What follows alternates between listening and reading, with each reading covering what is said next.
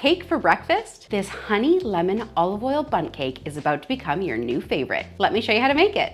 To a bowl, add 300 grams, 2.5 cups of flour, 4 grams, 1 teaspoon of baking powder, 2 grams, half a teaspoon of baking soda, and 2 grams, half a teaspoon of salt.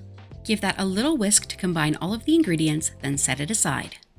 For your wet ingredients, you'll need 300 grams, 1.5 cups of granulated sugar, and 236 milliliters, 1 cup of olive oil. Then add in 4 eggs. I like to break mine in a separate bowl to ensure I don't get any shells in my cake. Also, these are farm fresh, so you just never know. Add in 4 grams, 1 teaspoon of vanilla extract, 85 grams, 1/4 cup of honey that I've warmed up in the microwave so it's nice and runny. Add the zest from 1 large lemon. Then add in 3 tablespoons, 45 milliliters of lemon juice. I like to strain mine through a sieve so that there are no seeds in my cake. Whisk that together until all of the wet ingredients have combined. Then add in half of your dry mixture. Whisk until most of the little white bits of flour have disintegrated. Then add in 235 grams, 1 cup of Greek yogurt. You can use low-fat or dairy-free Greek yogurt as long as it's really thick. If it's quite thin, you're going to want to strain it through some cheesecloth before using it. Finally, add in the remainder of your dry ingredients and whisk until it's just combined.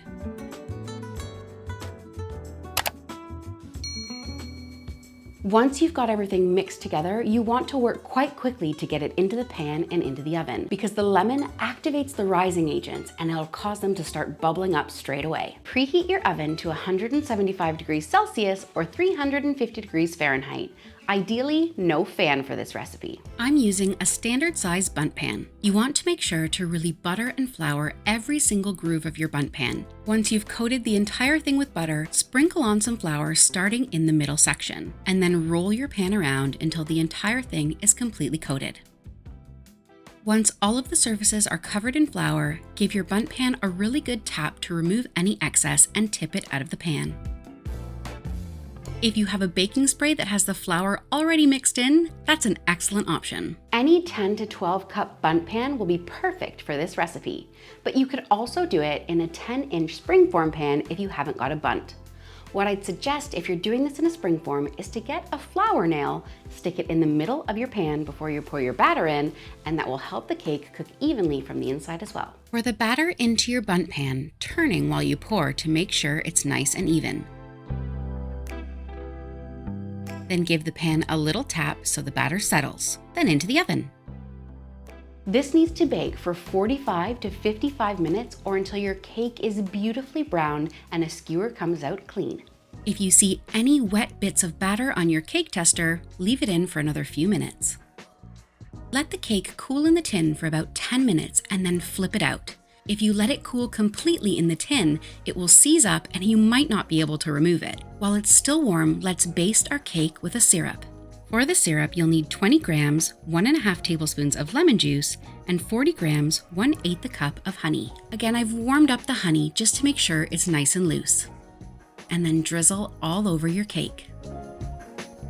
This syrup is optional, but it adds a really lovely honey flavor and it keeps the cake really moist. Now let the cake cool completely. Let's make our lemon honey glaze. I'm going to start by zesting my lemon so that I can use the zest on top of the cake as decoration. Then to a bowl of 195 grams or 1.5 cups of powdered or icing sugar, add in 20 grams, 1 tablespoon of honey, and 15 grams, 1 tablespoon of lemon juice. We want this icing to be pretty thick, so start mixing the ingredients together and slowly add in a few dribbles of water if you need to loosen it up. I've added about 1.5 or 2 teaspoons of extra water to this mix, and you can see how luscious and thick the icing looks. I like to do this on a cooling rack that is set on top of a baking sheet. This makes sure to collect any of the extra icing so that you don't make a mess in your kitchen. I'm using a spatula and placing the icing on the top ridge of the bundt. It will slowly start to trickle down the sides. You can give it a helping hand if you need to. Those drips look so luscious. Sprinkle the grated lemon zest on top of your cake and let the icing set up for about 10 to 15 minutes. You can then move your tray to a serving platter and you're ready to enjoy. I find this cake is best stored in the refrigerator in an airtight container. You can keep it for up to 4 days, but it probably won't last that long. If you have lemons left over, you have to try my pasta al limone. It will knock your socks off. And if you found this video helpful, please hit the like button, and I'll see you next week.